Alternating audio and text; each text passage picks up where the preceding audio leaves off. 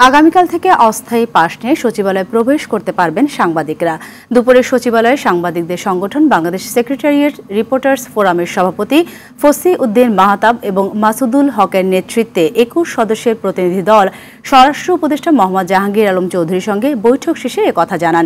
এদিকে ভয়াবহ অগ্নিকাণ্ডে কয়েকটি মন্ত্রণালয়ের অফিস পুড়ে যাওয়ার পর সপ্তাহের প্রথম কর্মদিবসে খুলেছে প্রশাসনের প্রাণকেন্দ্র সচিবালয়। ক্ষতিগ্রস্ত দপ্তরগুলো বাদে বাকি সব মন্ত্রণালয় এবং বিভাগে রোববার সকাল থেকে নিয়মিত কাজ হয়েছে। তবে সচিবালয় প্রবেশের ক্ষেত্রে আরোপ করা হয়েছে বিধিনিষেধ। আগে থেকে তো জানানো হয় নাই যে আমাদের গাড়ি সহকারে এলাও না। পত্রিকার কর্মী যারা আছে তারা এখন পর্যন্ত কেউ ঢুকতে পারেনি। যদি প্রয়োজন হয় তাহলে সবাইকে কষ্ট করতে হবে, নিশ্চয়ই কোনো কারণ আছে হয়তোবা। দর্শক, এই মুহূর্তে সচিবালয়ে রয়েছেন আমাদের এই সহকর্মী বিল্লাল হোসেন, সরাসরি যুক্ত হচ্ছেন তিনি।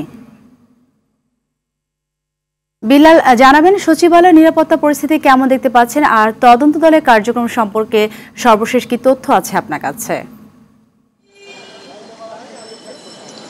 সাথে আপনাকে যদি আমি শুরুতেই যে নিরাপত্তার বিষয়টা যদি বলে থাকি, যেহেতু অগ্নিকাণ্ডের ঘটনার পর কিন্তু বলা যায় যে সচিবালয়ের সর্বোচ্চ যে নিরাপত্তা সেই ব্যবস্থা কিন্তু দেওয়া হচ্ছে। এখানে কিন্তু একমাত্র সরকারি কর্মকর্তা ছাড়া তাদের যে গাড়ি রয়েছে সেই গাড়িটিও কিন্তু প্রবেশ করতে দেওয়া হচ্ছে না। পাশাপাশি যে বেসরকারি সংস্থা থেকে শুরু করে সাংবাদিকদের প্রবেশ পর্যন্ত কিন্তু আজকে কিন্তু সচিবালয়ে করতে পারছে না। আমাদের সাথে কিছুক্ষণ আগে কিন্তু তথ্য উপদেষ্টা নাহিদ ইসলাম কিন্তু আমার সাথে কথা বলেছেন। তিনি আসলে গণমাধ্যম কর্মীদেরকে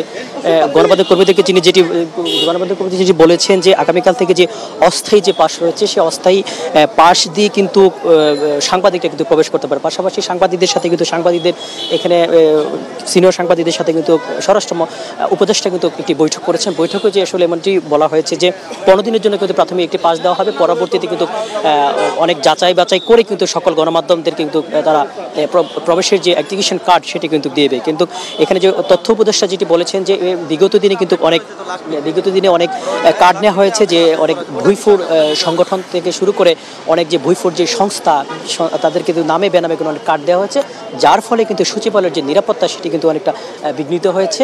আর এটি যাতে না হয় সেই জন্য যে সাময়িক যে সমস্যাটি সেটির জন্য কিন্তু সবার কাছে তিনি দুঃখ প্রকাশ করছেন। পাশাপাশি বলেছেন যে আগামীকাল থেকে বিশেষ করে যে সোমবার থেকে কিন্তু সকল সাংবাদিকরা কিন্তু যে পাস নিয়ে কিন্তু সচিবালয়ে তাদের যে দায়িত্ব পেশাগত দায়িত্ব কিন্তু পালন করতে পারবেন। এছাড়া যে সাধারণ যে দর্শনার্থী রয়েছে, বিশেষ করে যারা প্রয়োজনীয় কাজে বিভিন্ন দপ্তরে আসেন, তাদের যে প্রবেশ সেটি কিন্তু অনেকটা সীমিত করবে এমনটাই কিন্তু জানিয়েছেন।